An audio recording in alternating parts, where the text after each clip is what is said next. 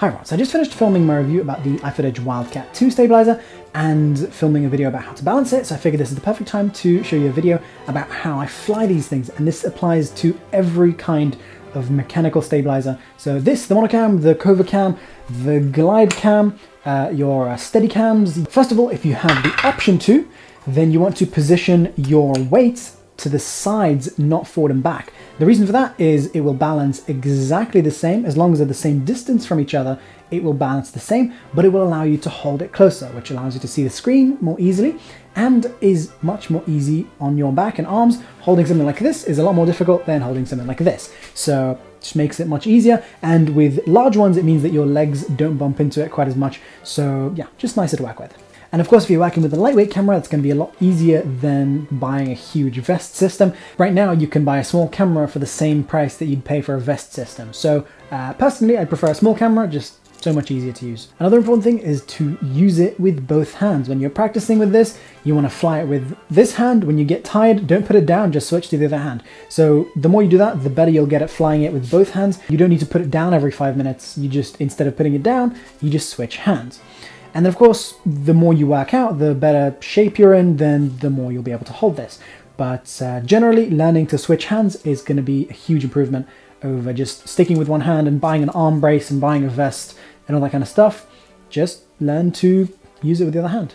So the way that I hold this is hold it with this hand, and then this hand controls it very, very, very finely. So I'm touching it, but only just. It's just like the tiniest little gentle touch on this, and then continuously letting go and touching it again. And when I'm touching it, it's a very gentle touch. So doing this just means that I'm not getting unwanted motion from my hand. If you hold it continuously, and if you hold it quite tight, then you're going to get some unwanted motion from this hand. And if you hold it down here, you're going to get even more unwanted motion from this hand. So then moving with your feet is, I guess, a little bit like Kung Fu. You're moving in a fluid motion, you're keeping your knees a little bit bent, you are rolling your feet sort of like that. You're moving in a way that is fluid. So when I'm moving my feet, I'm sort of rolling my, I'm doing this sort of thing. So knees bent and sort of doing that. And then I'm allowing my body to move slightly separately to this. As you can see, if I held my arms too tight, then this thing would move up and down with me.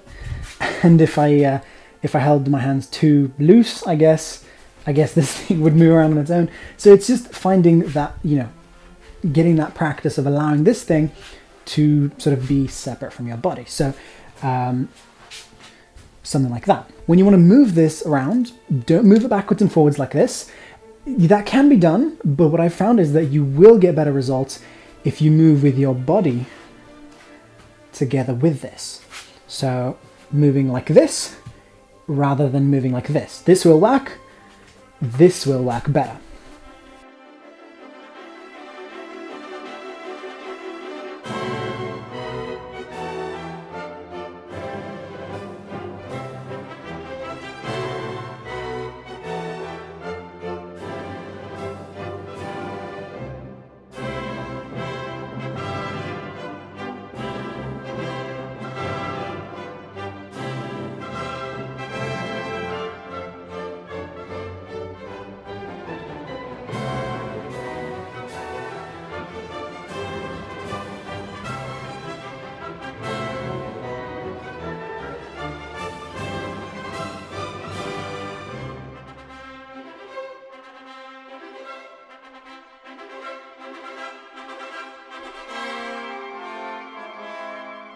Those are my tips for this. Hopefully you find this useful. If you have any questions, feel free to ask me. See the links to my review about this down below and learn how to balance it, etc. So thanks for watching. I'll see you guys soon. Bye.